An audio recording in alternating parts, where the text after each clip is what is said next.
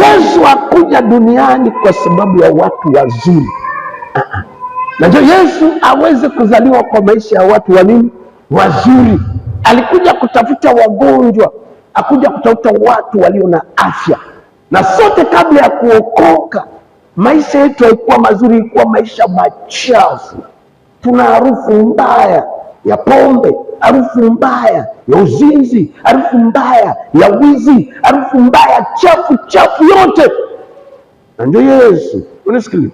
Na ndio maana Yesu hakuhitaji kuzaliwa kule Nazareti. Alihitaji kuzaliwa Bethlehem, lakini sehemu kunanuka. Bethlehem. Bet maana yake nyumba. Lehem maana yake mkate. Kwa Yesu alihitaji tu kuzaliwa katika nyumba ya nini? Ya mkate, lakini sehemu kuna harufu chafu. Maana yake nini katika Agano Jipya? Wakorintho wa kwanza 3:16 Paulo anasema amjue ya kuwa sisi ndio nyumba ya nani? Ya Mungu. Mwanadamu wote ameumbwa, ameokoka asiokoka, mwanadamu wote ni bet, sisi ni nyumba. Sawa. Lakini kusudi Yesu azaliwe ndani yetu, lazima iwe nyumba inaopokea mkate, na mkate wa kiroho ni neno ya nani? Yeyote asiokoka ni bet, ni nyumba inaokosa mkate. Lakini yeyote ameokoka ni nyumba iliyopokea nini? Neno la Mungu. Lakini hiyo nyumba iliyopokea neno ya Mungu, kabla ya kupokea neno ya Mungu, ilikuwa na harufu chafu. Kabla ya sote kujua Mungu, kila mtu alikuwa na harufu yake. Kuna wale walikuwa na harufu ya umaskini, kuna wale walikuwa na harufu ya magonjwa, kuna wale walikuwa na harufu ya dhambi. Ukipita mtaani watu wasema mshike makuku yenu, wanajua mwizi wa kuku anafanya nini.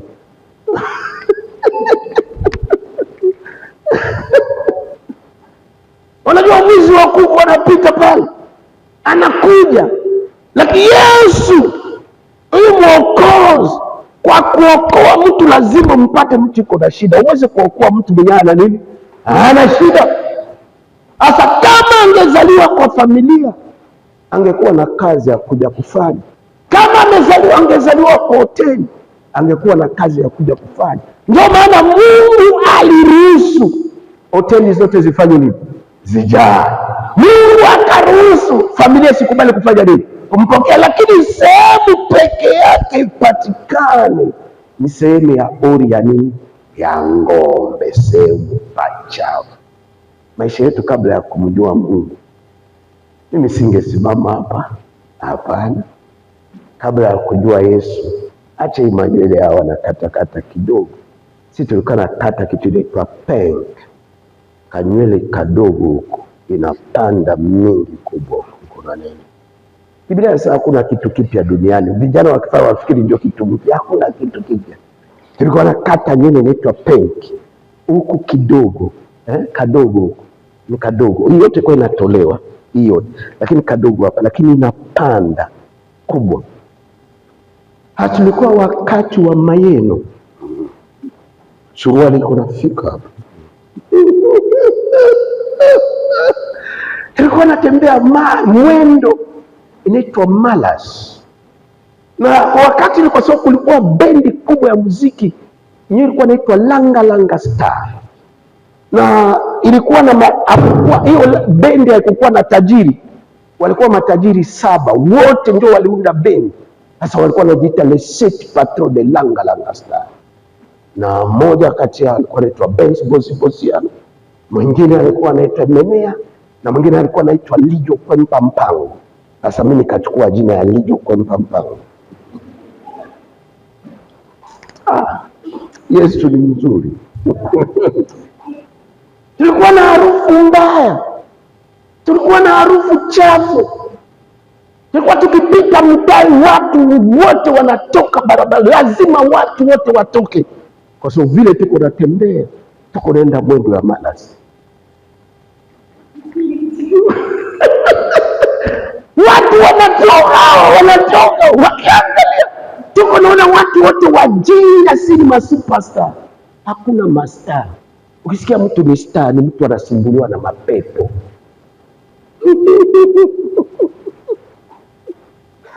na mbingu ikaona vile tunasumbuliwa na mapepo, tuna uchafu, tunanuka vibaya. Miziki yote ya dunia ilikuwa hapa. Papa Wemba wanapiga Jumamosi, na sisi Jumapili tunakodisha vile tunaipiga hivyo hivyo.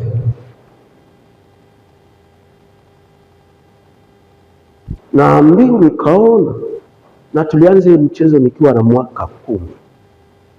Tunaanza kupiga kwa mabaka, mwaka 11, mwaka 12, mwaka 13. Ikaanza kupiga level nyingine. Kwa tunaitwa huku, tukaanza wenzetu kuna woga. Mnataka kwenda kuimba mbele ya watu. Wengine wakaanza kunywa pombe, wakaanza kutumia bangi. Lakini mimi sikuwa na woga. Sikunywa pombe. Kunywa wenzangu wote, kwa sababu Yesu hakuzaliwa ndani yao. Wote ni marehemu. Wote. Na tukiwa katika hiyo hori ya ng'ombe, sehemu pananuka, pana uchafu. Nikiwa na miaka 15, Mungu akanisikilia huruma, akasema lazima Yesu azaliwe kwa maisha yao. Mahali Yesu anazaliwa, anakuja kubadilisha, kutoa vitu vichafu na kuleta vitu vizuri. Anakuja kuondoa umaskini, analeta utajiri. Anakuja kuondoa magonjwa ya mwili, analeta afya nzuri. Anakuja kuondoa kutokuoa na kutokuolewa, analeta ndoa ya amani. Anakuja kuondoa utafa. Kabla ya mtoto Yesu kuzaliwa, alikuwa pahali cha chafu. Lakini mtoto alipozaliwa tu, mbingu ikatuma mamajusi ukolalele walete uvumba, kutoa harufu yote chafu. Na nilipozaliwa tu, ile nilipookoka tu, nina nywele iko hivi. Mara moja nikakimbia saluni kutoa harufu chafu. Namba tu, kesho yake nikashusha suruali ilikuwa hapa, nikalazima kushusha. Lakini haikuishia kutoa harufu chafu, wakaleta manemane. Mahali Yesu anazaliwa kunaletwa harufu nzuri. Jina la Bwana libarikiwe. Kitambo ungetaka kunisikiliza, lakini analeta harufu nzuri. Tunakuwa na neno ya kufundisha watu, kuombea watu, wanapona. Maisha ya watu na kila mtu anataka kusikia, kila mtu anataka kubarikiwa, kwa sababu analeta harufu nzuri. Na tunataka mwaka unaokuja Mungu alete harufu nzuri kwa maisha yako. Kuwe na harufu nzuri, lakini hakuishia kuleta harufu nzuri, kwa sababu ni mfalme amezaliwa. Wakaleta dhahabu, baraka. Ndio tunasema mwaka ujao, neno Mungu ametupatia ni mwaka wa kupanuka. Bwana anaenda kutupanua, Bwana anaenda kutubariki, Bwana anaenda kutushangaza, Bwana anaenda kutuletea vitu hatujawahi kuipata katika maisha yetu. Lakini ningependa kuongelea mtoto aliyezaliwa si sawasawa na yule wanamsherekea siku ya leo. Mtoto amezaliwa wanamsherekea leo ni mtoto mrembo sana, Yesu mrembo, wenyewe wanawake wote wanavutiwa naye. Lakini mtoto aliyezaliwa kwa Biblia, ule Yesu, ukisoma katika kitabu ya Isaya 53 mstari wa 2, Biblia inasema sura yake. Jaribu kusoma tuone sura ya Yesu vile ilikuwa tofauti na sura wa Yesu wenyewe wanamsherekea. Na nitakwambia huyu Yesu amemsherekea leo mrembo, hiyo sura ilitoka wapi na ni sura ya nani? Isaya 53 mstari wake wa 2, Biblia inasema nini? Tusome, tusimame tusome.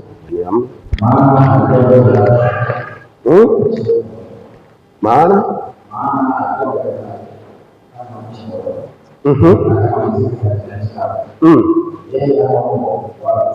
ana nini? Ana umbo wala nini? Endelea. Lakini Aha. Aha. Aha.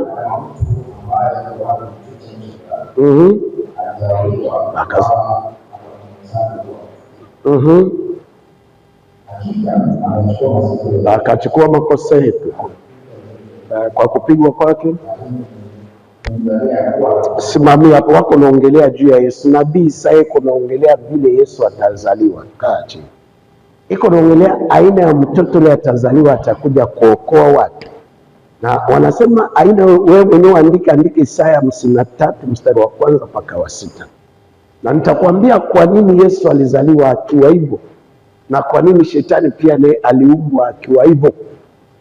Biblia inasema ukimtazama hata avutiwe. Hakuzaliwa na sura nzuri, ndio Yesu wa Biblia. Yesu hakuwa na sura nzuri hata kidogo. Ukimtazama utavutiwa na chochote. Kama angekuwa na nguvu ya Mungu, kama angekuwa anaponya watu, kama angefanya miujiza, hakuna mtu yote angefanya nini? Angemfuata.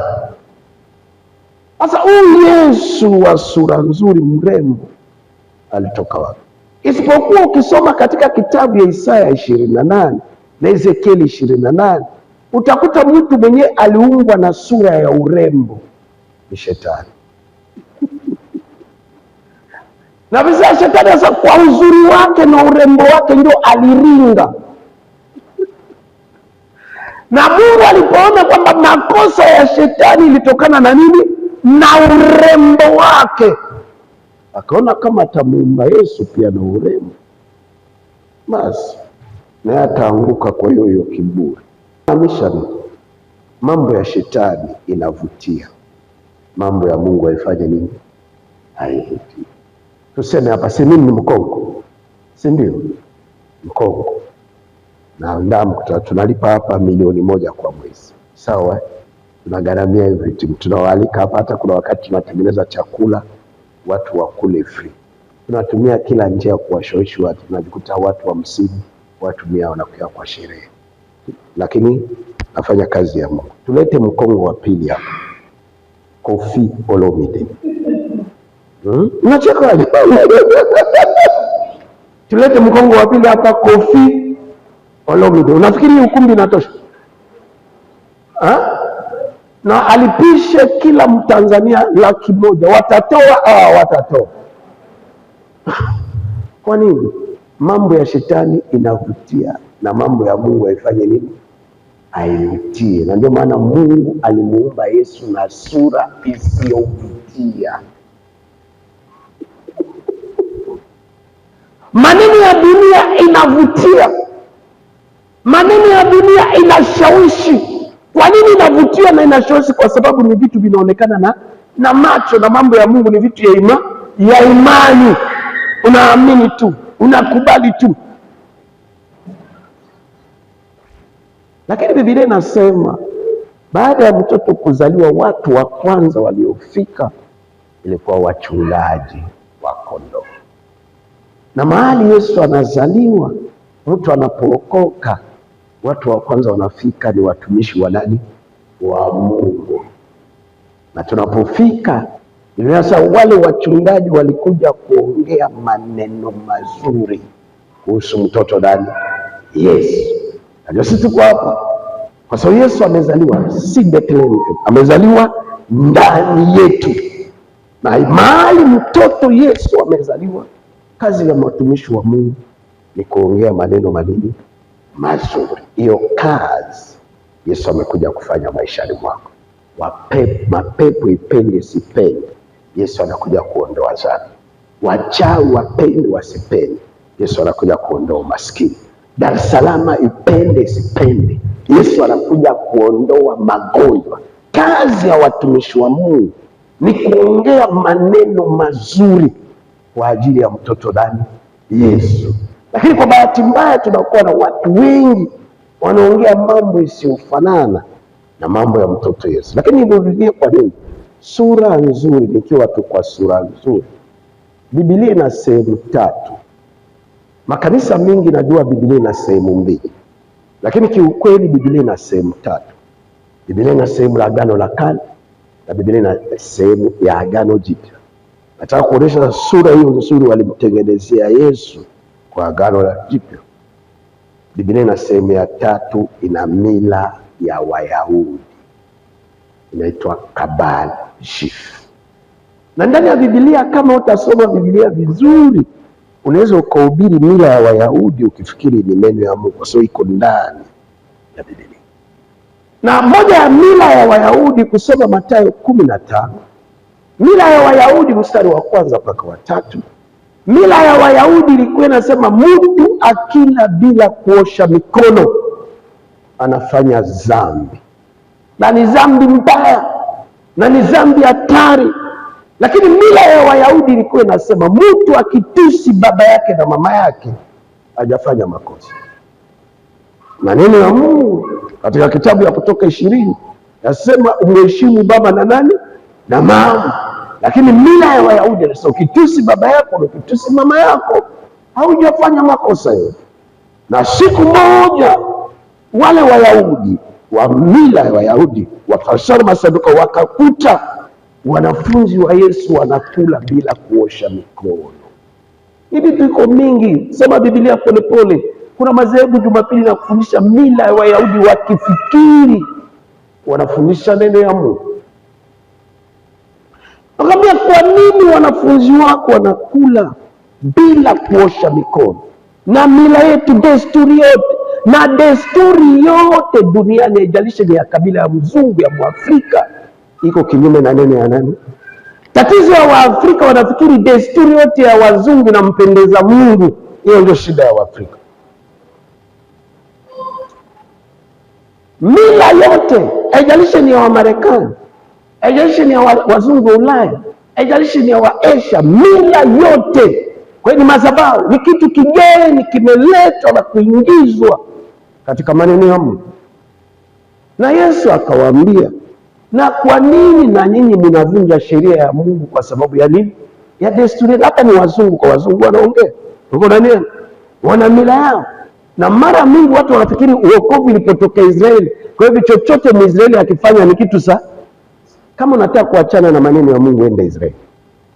Hawamwamini Yesu. Wanafurahia, wanapokea watalii, lakini Waisraeli hawamwamini Yesu.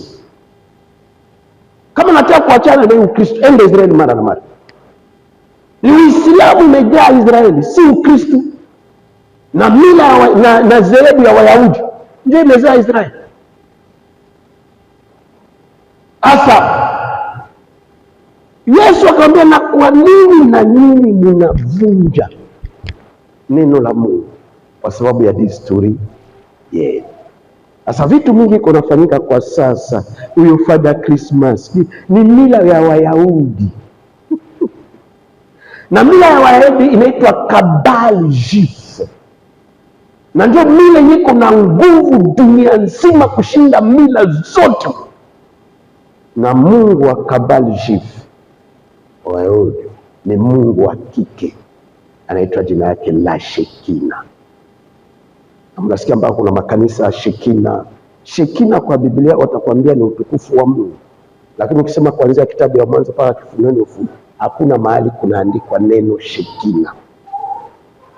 Lakini ukigoogle, kwa enda tu kwa YouTube, enda tu kwa Google, andika la Shekina, inakuletea mwanamke Mungu wa kike. Sasa Mungu wa kike kwa shetani, kwa Mungu ni vitu unaamini pasipo kuona. Lakini kwa shetani lazima upewe kitu kenye kinafanya nini? Kinaonekana. Hakuna mganga wowote, hakuna mahali popote tenda kwa kazi ya hiyo mganga we nani, lazima upewe kitu, mafuta, kitambaa, chumvi, lazima upewe kitu. Sasa wale wanaotumika na mila ya Wayahudi Kabal Shif lazima wanakuwa na vitu. Lakini sipende kuviingilia leo. Ningependa kuchambua, kuonesha kwa nani mhubiri anatumika na mila ya Wayahudi.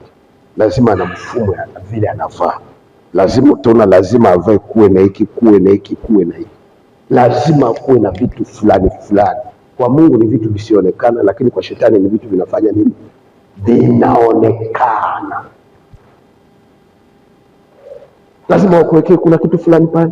lazima wakuwekee kuna kitu fulani fulani, lazima wakuwekee, kwa sababu shetani anapitia anaingilia hiyo kitu, shetani anapitia anaingilia ile vazi, shetani anapitia anaingilia hiyo kitu, shetani anapitia anaingilia hiyo kitu. Na ndio tunasema sisi tutakuwa na andaa sheria, lakini sisi watuamini kwa vitu vinaonekana, kwa sababu Mungu afanye nini?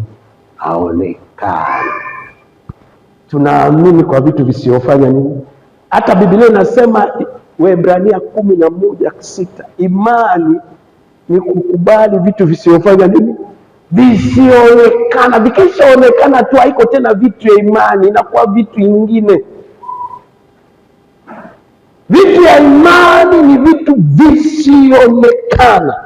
Lakini ibada ya mila ya Wayahudi, kabali juif, vyote vinaonekana. Ndio nakutaka wanaombea mtu samaki natoka. Uko unaona? Ukishaona tu wanaombea mtu samaki natoka, wembe natoka tu. Elewa ni mila ya Wayahudi, kwa sababu pepo ni roho. Uko na ni kiumbe hiyo sionekana na nini? Na macho. Ukianza mtu anatolewa samaki, hapo ni kazi nyingine. Hakuna kazi ya Mungu, ni kazi ya kishetani. Mtu anatolewa wembe, mtu anatolewa, ni kazi ya kishetani, haiko kazi ya Mungu. Ni ibada ya mila ya Wayahudi, kabali. Tafuta kwa Biblia Yesu akikemea mtu pepo inageuka samaki. Tafuta.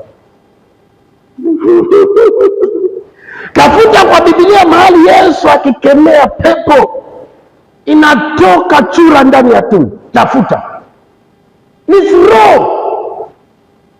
Lakini ibada ya mila ya Wayahudi iko mingi, kuanzia Agano la Kale na Agano Jipya. Sehemu mingi, kama uko mjanja tu utaihubiri, unafikiri unahubiri neno ya Mungu, kumbe unahubiri mila ya nini? Ya Wayahudi. Utajaribu mpaka kujivika kama wao, lakini kumbe unaingia katika ibada ya kishetani. Sisi tuko katika mambo ya kiroho. Mimi sitaki kuangalia sinema yote ya Pasaka, siitaki, kwa sababu vitu vingi vinafanyika ni ya uongo. Ya Christmas siitaki. Mimi naamini tu maneno ya Mungu. Biblia inasema imani waja kwa kufanya nini? Biblia inasema imani waja kwa kufanya nini? Haiseme kwa kuona, inasema kwa kufanya nini? Kwa hivyo hatuna haja ya kufanya nini? Ya kuona, tuko na haja ya kufanya nini? Kwa kusikia. Imani moja kwa kusikia. Na kile tunasikia ni neno ya Mungu pekee, na tunaliamini pasipo na sanamu yoyote, pasipo na picha yoyote, pasipo na kitu chochote. Mnakumbuka tulipotoka kwa nyumba? Au yalikuwa? Tulipotoka kwa nyumba yalikuwa. Tulipotoka kwa nyumba yeye alikuwa. Tulipohama Kawe, tulipopewa ukumbi Kawe, tulikuta Kawe mtu ana miaka ngapi? Miaka ngapi? Avae viatu, vidonda mwili mzima. Sawa. Na nikiwa nafundisha tu, huyo mtu Mungu akaniambia kuna mtu hapo, kwa sababu alikuwa anavala suruali. Hatujui tatizo. Kuna mtu ana matatizo ya miguu, iko hapo kwa miaka mingi, na Mungu anapenda kumponya. Si alitokea? Alipotokea tulimwombea, tuweka tu mikono, nikampatia mabidi, funga siku fulani, utakuja hata kuombe. Kisha kumwombea bila chumvi, bila maji, bila mafuta. Anavaa viatu au avai vidonda wote ilipona wewe. Ndio vitu ya imani, haihitaji vitu. Ikisha kuwa tu vitu ya kuonekana, inakuwa ibada ya shetani. Sasa mganga, ukienda kwa mganga hata kurudisha bure, lazima akupe nini? Kitu. Sasa tuna wahubiri waganga wengi wanabeba Biblia, wanaopeana vitu. Mambo ya Mungu ni mambo ya imani, na ikubali tu, kwa sababu sio kitu kinaponya, ni Yesu anaponya. Sio kitu kinaponya, ni Mungu. Hata upewe chupa ya mafuta 10, kama Mungu haiko nyuma hiyo chupa ya mafuta, hakuna chochote kitatokea kwa maisha. Hata ununue vitambaa 500, 600, ni Yesu anakuja kuondoa uchafu. Ni Yesu anakuja kuleta harufu nzuri, na ni Yesu anakuja kuinua na kuweza. Ninapenda na hata mara mingi mimi napenda, nimeona tangu tuanze makanisa, mtu anasikia neno la Mungu, alikuwa mgonjwa na akuombewa anapona. Neno inaponya, neno inaokoa, neno inakomboa, neno inabadilisha maisha yao. Nimeona watu wengi maisha yao ikichange bila kuwekewa mikono. Nimeona maisha ya watu wengi kabadilika bila kutumia kitu chochote. Ni Yesu alipozaliwa pale, kulikuwa maji kitamu, haikubadilisha hiyo hori ya ngoma. Kulikuwa kila kitu, lakini kwa sababu mtoto Yesu alizaliwa, hiyo sehemu palifanya nini?